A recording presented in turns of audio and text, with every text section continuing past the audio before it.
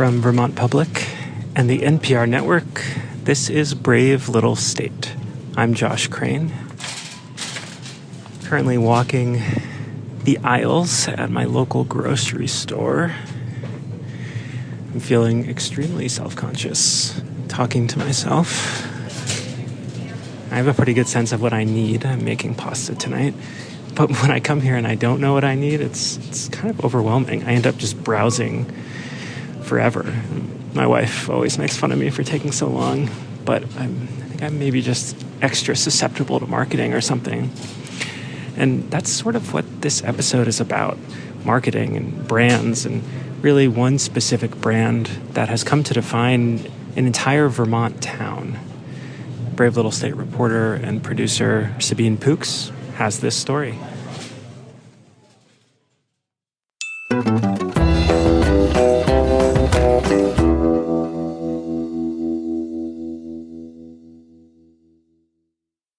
Gondolas, store windows, a covered bridge.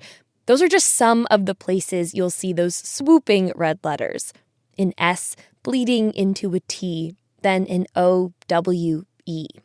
I bet you can picture them in your mind's eye. Or if you're driving through Lamoille County right now while you're listening to this, you're probably seeing them with your own eyes. I'm a very observant driver, and so I noticed, the Stowe sign all over the place.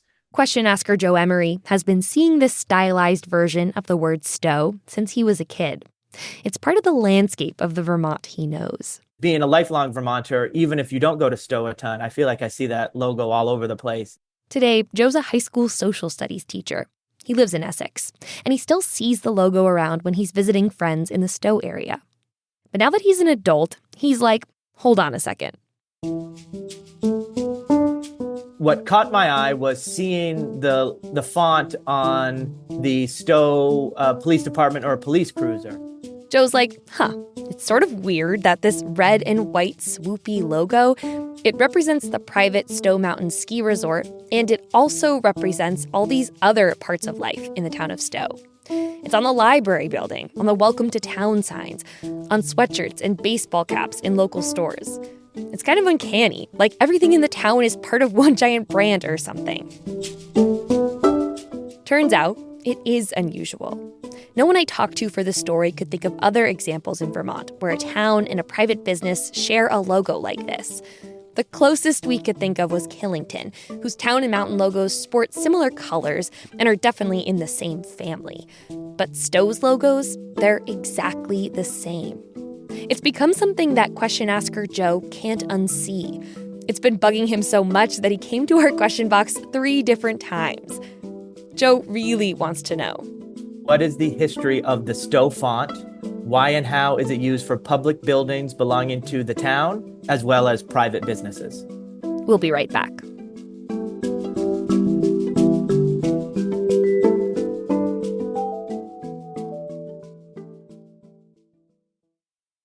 Support for Brave Little State comes from VITA, supporting business growth and innovation in the Green Mountain State. From agriculture to manufacturing, energy to food production, find solutions that turn your business dreams into reality. Visit VEDA.org and see how VITA can help make it happen.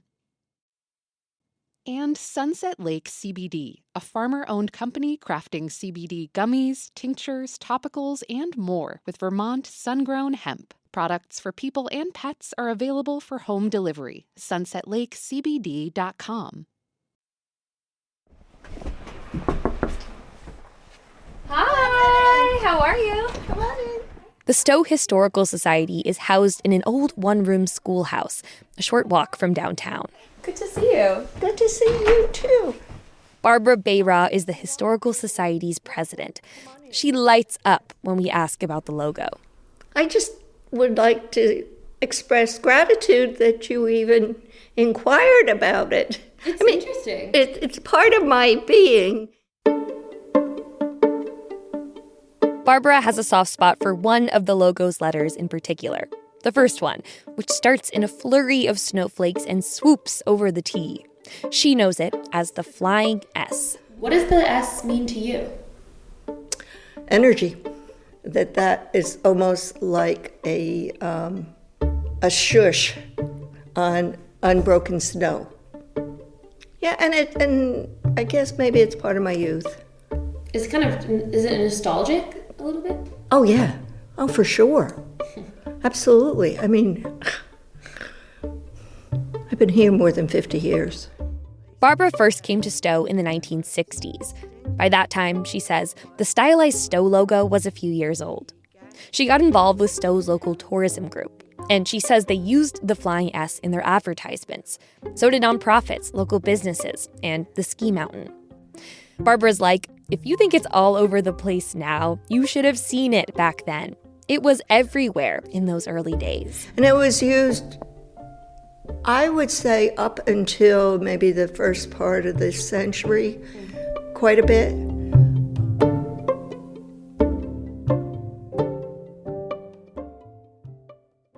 The logo was designed by an artist named Sascha Mauer, who was born in Germany and grew up painting the Bavarian Alps. He moved to the U.S. in the 1920s and designed posters for the railroads, the U.S. Army, and ski resorts around the country, all in his signature, colorful, attention-grabbing Art Deco style. Sascha reportedly visited Stowe and was friends with the resort president. And so with a little help from the resort and an ad agency in New York, he created that iconic STOWE, whose shape is thought to be modeled after a ski turn, cutting across the mountain. That's certainly the motion it evokes for Barbara. If you look at the top of it and you go around one part of a turn and you do another turn and then the flying snowflakes behind, that's there. Woo!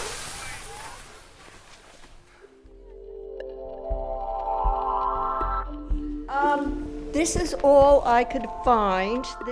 Barbara pulls out an old Sascha Mauer poster that says Ski Stowe, Vermont in bold letters over a drawing of the trail-speckled mountain. I swear I've seen a reprint of one of these in someone's college dorm. Barbara says the real things don't run cheap. If you go to, I think it's ArtNet, you can spend a whole lot of money on buying one. Early posters like these advertise the ski resort. Barbara also finds an old hotel directory from 1952, sporting a version of Sascha's design. It seems like almost as soon as it was created, the Flying S started catching on. Most of the people who were involved back then, including Sascha, are long gone. But Barbara says years ago, Stowe's newspaper did a big historical retrospective about the logo.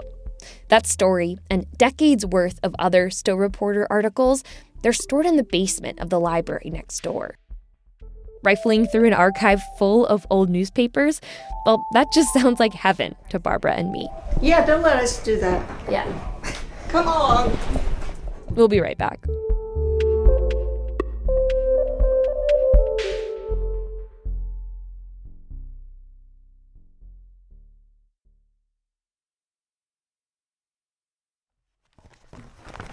There it is. Do you remember when the spread came out? Oh, sure.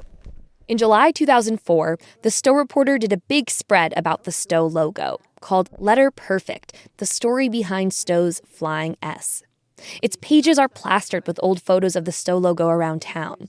At the inn, the golf park, on the old Stowe electric sign. At the police station, like question asker Joe Emery noticed. Snowmobile rentals, it's on that. That no longer is in town. According to the article, the ski resort and the local Stowe tourism group were working as a single entity when the logo came out in the 50s. So the resort and other local businesses were encouraged to use the design freely, to sell Stowe to the world. But eventually, resort leadership started drawing more of a distinction between the resort and the town. And they actually went so far as to trademark the logo. That trademark was filed in the early 1990s, according to the U.S. Patent and Trademark Office.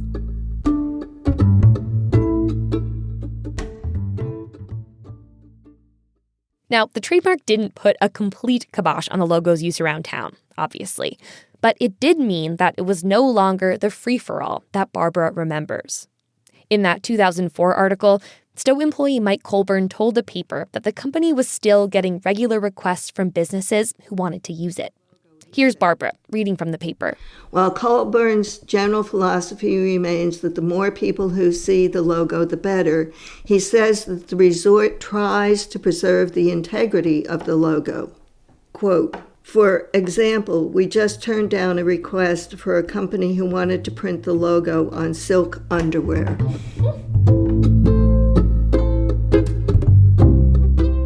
In the years since, there's been a sort of natural attrition of the logo around town. There don't seem to be a lot of new businesses who are putting it on their signs or using it in their ads. One business owner I talked to said she wasn't even sure who she'd have to ask to put it on her sign, so she decided it just wasn't worth the trouble. In 2017, Colorado-based Vail bought Stowe Mountain Resort, and when it did, the Stowe logo officially became theirs.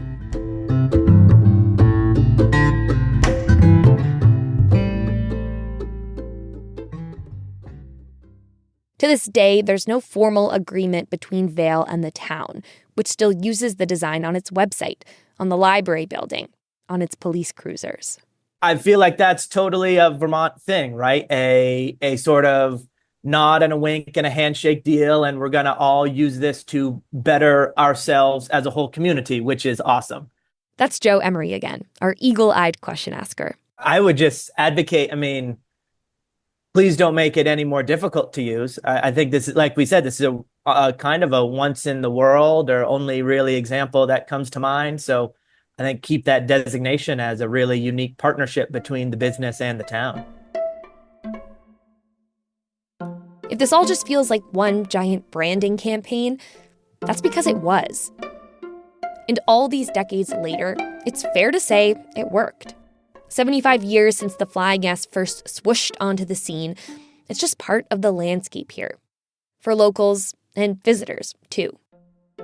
Well, it connotes skiing, that swoosh, of course. I wouldn't change it. We were just talking about it. Okay. Yes. You were just talking about it? Well, we were talking about it's very retro. Vintage, retro looking, and we liked it. We were just looking at sweatshirts with it. It's so familiar for people that have been here, over the years, because it's been here for so long. So I've worked here for 15 years. Yeah, I recognized it right away.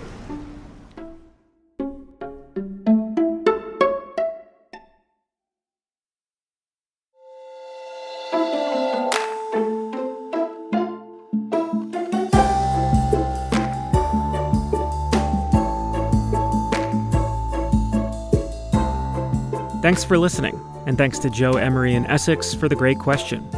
If you're dying to see the Stowe logo, we made a really fun video version of the story too. There's a link in the show notes, or find it on Instagram at BraveStateVT. There are also lots of pictures on our website, bravelittlestate.org. This episode was reported by Sabine Pooks. It was edited and produced by Burgess Brown and me, Josh Crane. Our intern is Catherine Morrissey. Angela Evansy is our executive producer. Digital support from Sophie Stevens. Our theme music is by Ty Gibbons. Other music is by Blue Dot Sessions. Special thanks to Nina Keck, Poppy Gall, Carrie Simmons, Amy Spear, Emily Hurd, Tommy Gardner, Abby Blackburn, Tim Hayes, Courtney Difiore, and the folks at the Stowe Free Library for all their help in the archives. Plus Sarah Tauben, Keri Smotrich, Maggie Hughes, and Ezra Spring, who you heard from at the end of the episode. Brave Little State is a production of Vermont Public and a proud member of the NPR Network.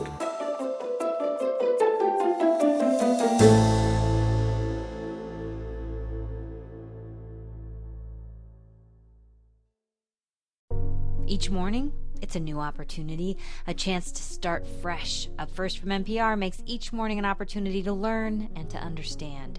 Choose to join the world every morning with Up First, a podcast that hands you everything going on across the globe and down the street, all in 15 minutes or less. Start your day informed and anew with Up First by subscribing wherever you get your podcasts.